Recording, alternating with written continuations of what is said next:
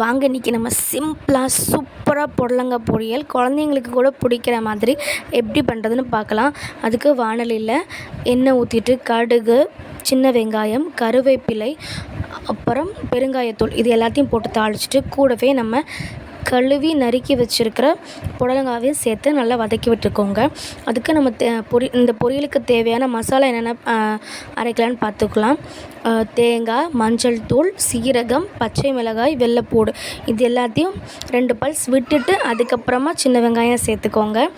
ஏன்னா நம்ம பொரியலுங்கிறம்போது கொஞ்சம் கொரன்னு அரைக்கணும். நீங்கள் ஃபஸ்ட்டே சின்ன வெங்காயம் சேர்த்துட்டிங்கன்னா அது ரொம்ப நல்லா அரைப்பட்டுடும். அதனால் அதை ஒரு பிடிச்சிட்டு அதுக்கப்புறமா சின்ன வெங்காயம் சேர்த்து அரைச்சிக்கோங்க.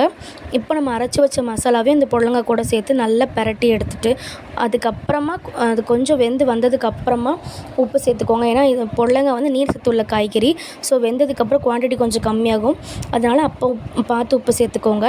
இப்போ நல்லா கிளறி விட்டுட்டு நல்லா வெந்ததும் சுட சுட இறக்கி சாம்பார் கூட சாப்பிட்டிங்கன்னா செம்ம டேஸ்ட்டாக இருக்கும். இந்த வெறுமனையாக சாதத்து கூட பிசைஞ்சு சாப்பிட்டா சூப்பராக இருக்கும். கண்டிப்பாக ட்ரை பண்ணுங்கள். தேங்க்யூ.